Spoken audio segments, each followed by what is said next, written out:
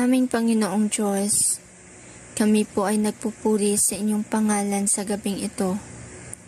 Malulhati ka o Diyos sa aming patuloy na gawain ng pananalangin. Salamat sa mga kaparaanan aming nagagamit upang maidaos namin ito sa gitna ng aming nararanasang pandemya. Nawa ang banal na Espiritu po ang manguna sa aming pagninilay at mga pananalangin. Matagpuan mo nawa kaming karapat-dapat sa pagharap sa inyong trono ng awa at biyaya. Ito ang aming dalangin sa matamis na pangalan ng aming Panginoong Hesus. Amen at Amen. Magandang gabi po sa ating lahat. Ako po ay nagpapasalamat dahil sa pagkakataong ito na magkakasama sama tayo sa prayer meeting ng may magkakaibang bahay. Gusto ko pong dalhin sa inyo ang salita ng Panginoon sa aklat ni Pedro, unang Pedro 1. Mula kay Pedro, isang apostol ni Jesucristo, sa mga hinirang ng Diyos na nasa iba't ibang lalawigan ng Ponto, Galacia, Cappadocia, Asia at Britanya. Kayo ay pinili ng Diyos Ama ayon sa kanyang kaalaman na mula't-mula pa at pinabanal ng Espiritu Santo upang maging masunurin kay Jesucristo at milinis sa pamamagitan ng kanyang dugo. Sumagana nawa sa inyo ang pagpapala at kapayapaan. Number 3, pasalamatan natin ang Diyos at Ama ng ating Panginoong Jesucristo. Dahil sa laki ng habag niya sa atin, tayo'y binigyan niya ng isang panibagong buhay sa pamamagitan ng muling pagkabuhay ni Jesucristo mula sa libingan. At ito ang nagbigay sa atin ng isang buhay na pag-asa. Ang Diyos ang magpala sa mga salitang ating binasa ngayon. Tayo po ay manalangin. Panginoon, maraming salamat sa mga salita mo na aming mapag-aaralan. Ang kahilingan po namin ay ang patnubay ng banal na Espiritu. Buksan niyo po ang aming mga matang espiritual upang ang lahat ng ito ay maintindihan para sa kalwalhatian ng inyong banal na pangalan. Amen.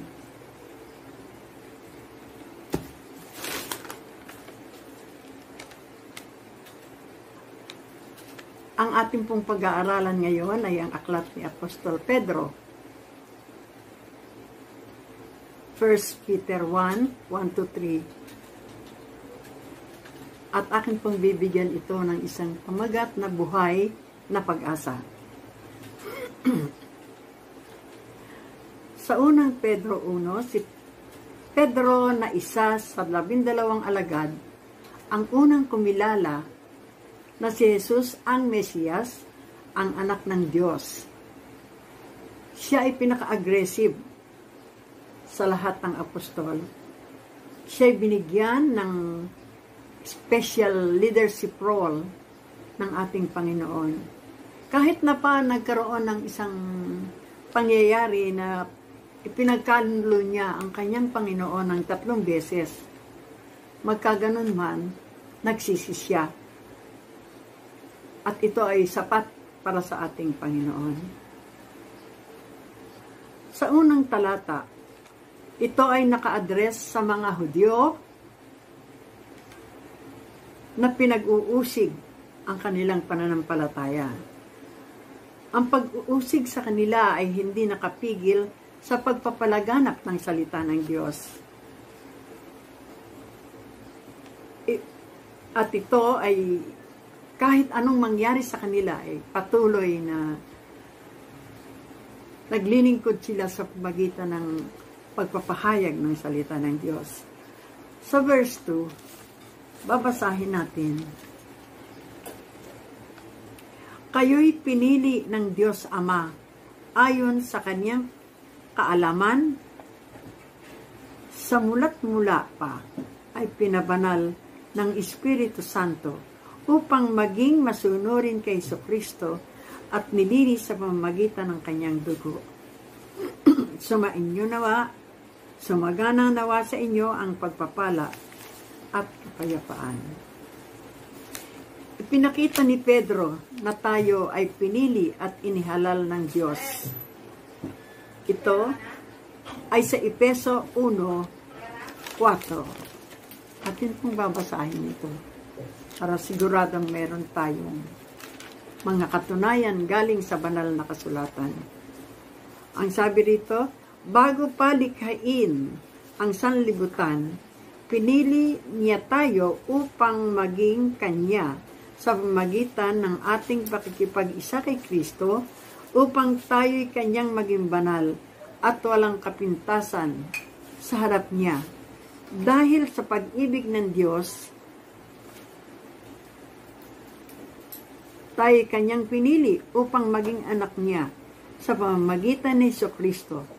Yan ang kanyang layunin at kalooban. Okay.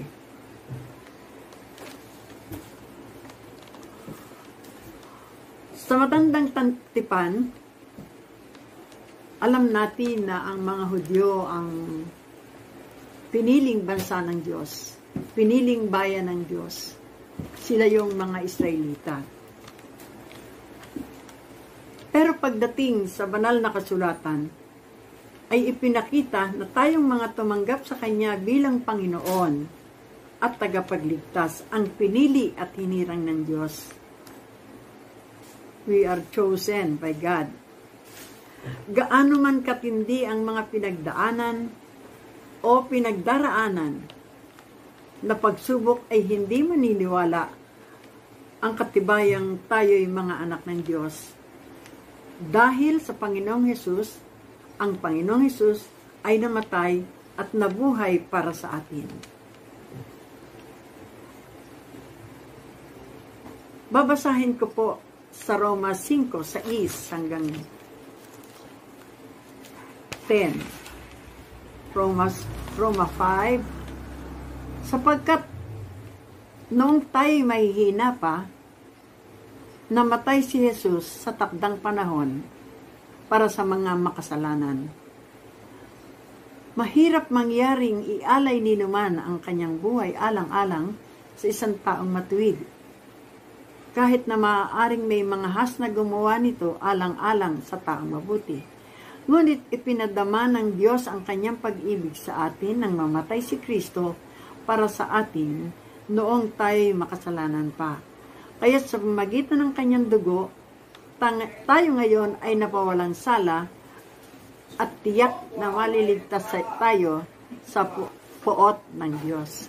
Dahil ang Panginoong Hesus ay namatay at nabuhay para sa atin, ang banal na Espiritu naman ang tumulong sa atin para maranasan natin ang mga pangako niya at bigyan tayo ng kapayapaan, kapanatagan sa ating pananampalataya. Dito po sa verse 3, babasahin ko ang verse 3 ng 1 Peter.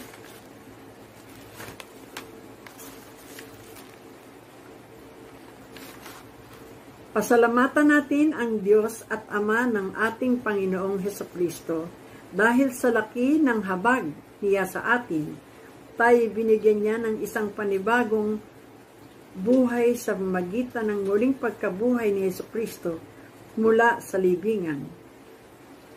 At ito ay nagbigay sa atin ng isang buhay na pag-asa.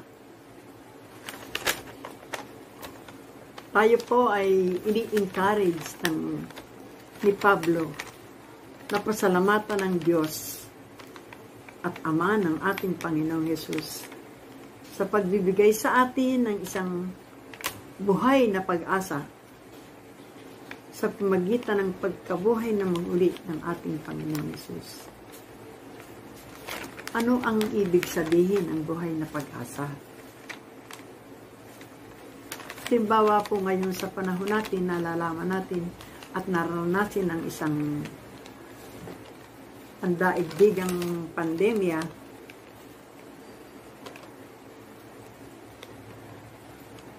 Sa panahong ito, ay mararanasan natin at nararanasan ng iba yung mga dumaan sa sakit na dala nito at sa takot na maranasan ito. Meron po tayong pag-asa dahil sa kanyang mga pangako, dahil sa kanyang hindi nagbabagong pangako sa atin. Kung noong panahong una, panahon ng matandang tipan, ang Diyos ay nangako sa kanyang bayang pinili ng kapayapaan, ng kapanatagan kahit saan sila magpunta. Sa panahon natin, ay parang nararamdaman ko na napaka-importante tayo sa harapan ng Ama bilang kanyang pinili. Bakit? Dahil sa ating pagkawalang kwenta, pinansin niya tayo, pinili niya tayo, binigyan tayo ng pagkakataong magkaroon ng buhay na maayos. Hindi tayo ang pumili sa Kanya. Siya ang pumili sa atin. Dahil alam din ng Panginoon kung sino yung Kanyang mga pinili na magpapatuloy sa paglilingkod sa Kanya. Kahit ano pang mangyari, kahit ano pang maranasan. At bilang mga mananampalataya, ang bawat isa sa atin ay nakaranas na sa panahon ng pag-aalala, sa panahon ng pagkatakot, kapag ito'y nararamdaman natin, nandun tayo sa puntos na kailangang lumapit sa ating Diyos. Siyang nagbigay sa atin ng isang buhay na pag-asa. Lumalapit tayo sa Kanya, hindi nawawala at hindi tumitigil ang Kanyang pinangako sa atin na hindi niya tayo pababayaan. Hindi niya tayo tatalikuran. Hindi niya tayo kakalimutan. Yun ang Kanyang ipinangako sa atin. At sa tulong at gabay ng Banal na Espiritu ay nararamdaman natin ang kapanatagan. Yung meron kang mapayapang isip na alam mong sasagutin ng Diyos ang iyong panalangin. Na alam mong hindi Kanya iniiwanan. Ako po ay malimit makaranas ng ganito. Malimit akong makaranas na parang goodbye na. Pero pagka naalaala ko yung sinabi ng Panginoon, kahit anong oras, lumapit ka sa akin. Tumawag ka sa akin. Alam ko nangyayari sa iyo. Ipakita mo ang iyong pananampalataya na naniniwala ka sa Kanya.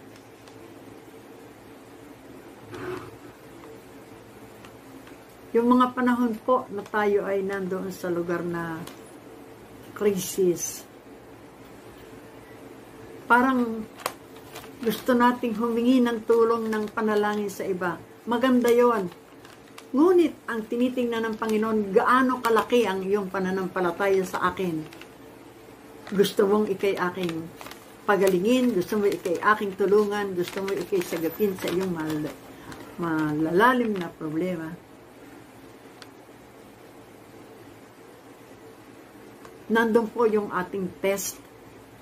Nandun yung panahon na mararamdaman natin gaano kalaki ang ating pananampalataya. At diyan pumapasok ang patnubay ng banal na Espiritu.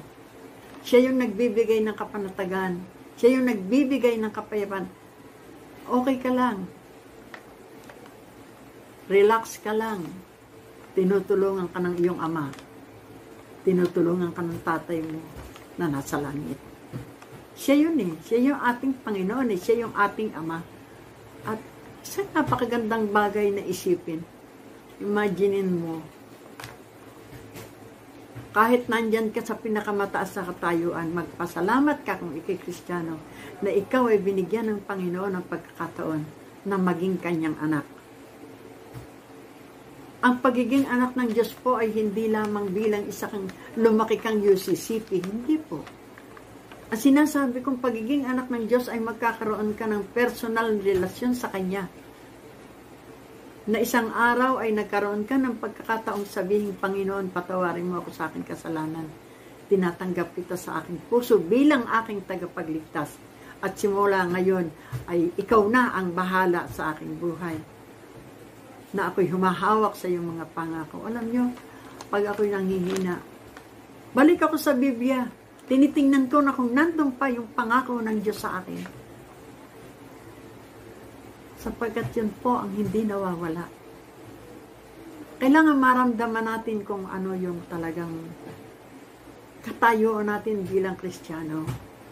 Ikaw lamang at ang Diyos. Kausapin mo siya. Iparamdam mo na naniniwala ka sa Kanya, nagtitiwala ka sa Kanya. Ino-honor niya yun. Ino-honor ng Panginoon yung ating pananampalataya. Pagtitiwala sa Kanya. At yun ang ating kailangan. Manalig ka at magtiwala sa iyong tagapagligtas. At ito ay si Jesucristo na nagbigay sa iyo ng pangako. Pangakong hindi magbabago kahit kailan.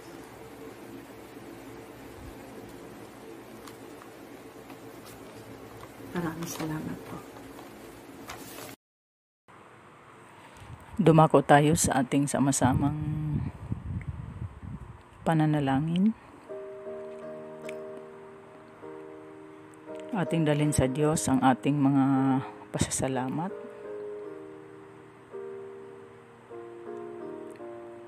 Nagpapasalamat tayo sa Panginoon sa patuloy niyang pagkakaloob sa atin ng kalakasan upang tayo ay makagampan ng ating mga tungkulin sa araw-araw. Salamat sa kanyang patuloy na pagkakaloob sa atin ng kaligtasan upang tayo ay manatiling malakas, hindi lamang physically, kung hindi sa ating patuloy na pananampalataya sa Kanya. Pasalamatan natin ang Diyos sa mga biyayang dumadating sa atin.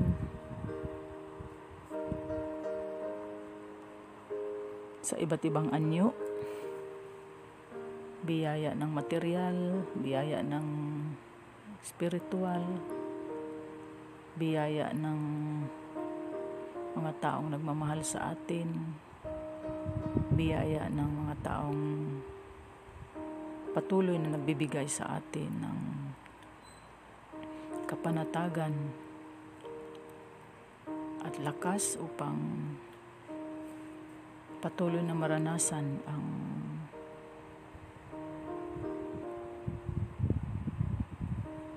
pagnanais na gawin ano ang nararapat, ano ang inaasahan sa atin. Pasalamatan natin ang Diyos sa mga pagkakataong ating nararanasan upang tayo ay makabahagi at makakasama upang maging daan ng kalakasan para sa iba. Pasalamatan natin ang Diyos sa patuloy na kanyang pag-iingat sa atin, sa kanyang patuloy na pangangalaga, higit sa lahat sa ating mga kapatid na naroon sa karamdaman, pero patuloy niyang ginagabayan upang maranasan nila ang patuloy na kalinga ng Diyos.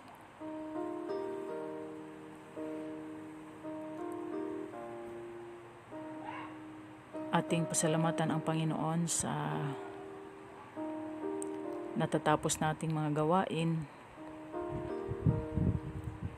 Ito man ay yung pang-araw-araw nating mga ginagawa at mga naisin na na-accomplish. Salamat sa Panginoon sa kanyang pagkaloob ng karunungan upang maisagawa natin ang mga gawain. Ito man ay sa opisina, sa paaralan, maging sa ating mga tahanan, at sa lahat ng umaasa sa ating mga dapat gawin na maisagawa. Pasalamatan natin ang Diyos sa kaloob niyang kalakasan sa ating mga kapatid na nagdiriwang ng kanilang kaarawan sa buong linggong ito. Salamat sa buhay na taglay ng ating mga kapatid upang patuloy nilang maranasan ang pagmamahal ng Diyos, pagbibigay ng panibagong buhay at lakas para sa bagong taon na kanilang kinakaharap. Pasalamatan natin ang ating mga kapatid na nagdiriwang ng kanilang anibersaryo ng kasal. Salamat sa kaloob na pag-ibig ng pagmamahala ng mag-asawa upang matatag nilang tinatahak at tatahakin ang buhay na magkasama, magkatuwang, nagtutuwangan sa mga gawain at pag-aakay ng pamilya tungo sa isang malakas na pananampalataya sa Diyos. Pasalamatan natin ang Panginoon sa mga answered prayers na mayroon tayo sa ating mga kahilingan sa Panginoon. Salamat sa kaloob niyang biyaya upang ang ating mga panalangin at kahilingan ay magkakaroon ng kasagutan. Ating patuloy na dalhin ang ating mga pasasalamat, personal na papasalamat sa ating Panginoon sa pagkakataong ito.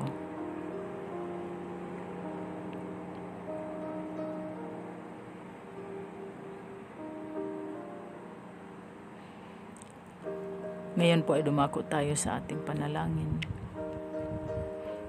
Ating dalhin sa panalangin ang kaguluhan ngayon na nangyari sa pagitan ng Israel at Palestina. Nawa po ay ang mga leaders at ibang government officials ay pagliwanagan upang sila ay magkasundo. Ipagkaloob ano ang nararapat upang ang mga affected na mga mayroon doon ay maibsan ang kanilang hirap at pagdurusa dahil sa sigalot na ito. Idalangin natin higit sa lahat ang ating mga kababayan at na naroon, naipit sa ganoong sitwasyon. ingatan nawa sila ng Panginoon at matamon nila ang kaligtasan. Ating ipanalangin ang ating bansa sa kanyang patuloy na pagharap sa ganitong kalalagayan ng pandemya at iba pang mga usapin mayroon ang ating panahon. Nawa ay patuloy din silang pagliwanagan upang magampanan nila ng may buong katapatan ang kanilang mga tungkulin at inaasahan sa kanila bilang mga elected officials na siyang mga ngalaga sa mamamayan. Ating idalangin ang ating mga estudyante sa kanilang patuloy na pagsisikap. Pasalamatan natin ang Diyos sa tagumpay, subalit patuloy din nating idalangin ang kalinga ng Diyos sa kanila at karagdagan pang katalinuhan at kasipagan, pagiging resourceful upang sa gitna ng ganitong kalalagayan ay mapagtagumpayan nila ang mga dapat nilang gawin upang sila ay mahanda para sa kanilang maayos na bukas. Ating ipanalangin ang bawat tahanan na siyang nangangalaga sa ating mga anak. Nawa ang pagkakaisa at pagkakalinga ay maranasan sa bawat tahanan upang magiging magaan ang lakbayin sa buhay ng isang tahanan na nagkakaisa at nag-uunawaan. May respeto sa isa't isa at iginalang ang anumang kapasyahan na makapagdudulot ng kabutihan para sa buong tahanan. Ating ipanalangin ang ating iglesia at ang mga kaaniban sa kanilang sa ating patuloy ding pagsisikap na sa anumang kaparaanan ay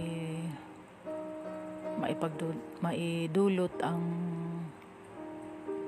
ugnayan at pangangalaga sa pananampalataya. Dalangin natin na kahit sa ganitong sitwasyon at sa gitna ng ating kalalagayan ay mas lalong titibay ang ating pananampalataya sa Diyos. At naisin natin na mapalakas ang ating pananampalataya sa ibang kaparaanan na mayroon ang ating panahon ngayon upang maranasan din natin ang kalakasan sa ating pananampalataya, sa ating mga paglilingkod, sa ating pakikibahagi sa anumang gawain mayroon ng ating iglesia na kanyang makakayanan. Ating ipanalangin ang ating darating na council meeting. Nawa ito ay magiging successful upang maiayos ang mga dapat ayusin at maging handa muli sa pagbubukas ng panibagong taong pangsimbahan. Panalangin natin na maihanda ang ating mga bagong miyembro ng konsilyo, new elected council officers, upang patuloy na itaguyod at pangunahan ang mga gawain ng may buong sigla at pagkakaisa. Atin ding ipanalangin ang ating komperensya, higit sa lahat ang ating CM sa kanyang kalalagayan. Nawa ay kalooban ng Panginoon, ipagkaloob sa kanya ng Panginoon ang ganap na kagalingan upang maranasan niya ang kalakasan at siya ay makapaglingkod muli ng may buong lakas. Isama natin sa panalangin ang kabuuang gawain ng United Church of Christ in the Philippines sa kanyang patuloy ding pagnanais na maabot tayo sa pamamagitan ng mga programa at iba pang mga pinaplano ng committees. Ito ay maipatagos sa mga local churches upang makakatulong para sa atin sa nagkakaisang diwa at tunguhin alang-alang sa paggampan ng ating misyon ng Diyos sa sanlibutan sa pamamagitan natin. Sa gabing ito ay ating dalhin sa panalangin ang ating mga kapatid na naroon sa karamdaman. Idalangin natin ang kalalagayan ni Ate Aliw sa anuman kanilang balakin upang ma-address ang kanyang karamdaman. Panalangin natin na magiging manatiling matatag si Ate Aliw at patuloy ding ingatan at bigyan ng katatagan ang kanyang sambahayan, Kuya John at ang kanyang mga anak, upang sa anumang desisyon na kanilang gagawin ay lagi maranasan nila ang pangunguna ng Diyos sa kanilang buhay kasama ang mga pangangailangan nila, pinansya para sa dadaan ng proseso ni Ate Aliw upang magamot ang kanyang karamdaman. Atin ipanalangin si Ate Luz sa kanyang naisin na siya ay makalakad. Nawa ay ang kahilingan niyang magkaroon din ng pinansya upang magamit sa kanyang pagpapagamot. Nawa ay may pagkaloob ng Diyos sa pamamagitan ng mga kaibigan, kapatiran at iba pang maaaring hipuin ng Panginoon upang makapag-abot sa kanyang kinakailangang halaga para sa pagpapagamot. Kasama na rin ang ibang mga kapatid natin na naroon pa rin sa karamdaman. Idalangin natin na nawa sila ay palakasin ang kanilang pananampalataya sa Diyos upang lagi nilang masumpungan ang kalakasan sa gitna ng kanilang karamdaman at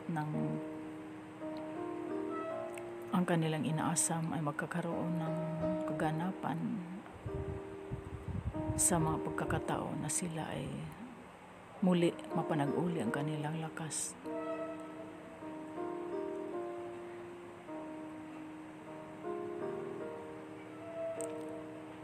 Iba pa nating mga kahilingan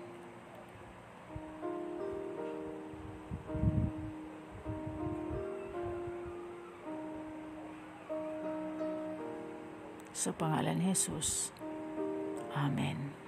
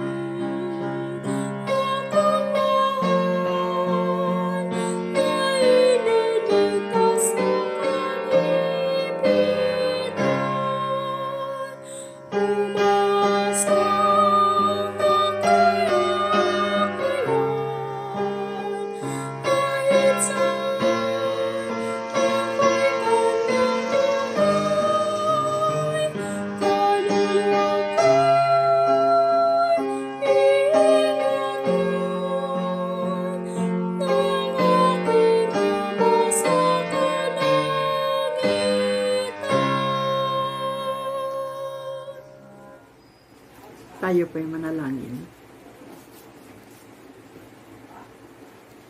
Maraming salamat po, Panginoon namin Diyos.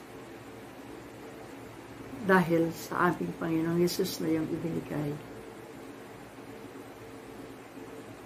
para sa aming kaligtasan. Maraming salamat din po sa patnubay ng Banal na Espiritu. Maraming salamat po sa buhay na pag-asa na yun ang aming laging pinanghahawakan sapagkat nagtitiwala po kami sa inyo at sa inyong banal na salita. Tulungan mo po ang aming mga kapatiran, senior citizen, kabataan, mga pamilya, dumaranas ng mga pagsubok o dumanas ng mga pagsubok. Panginoon, tulungan mo po kami.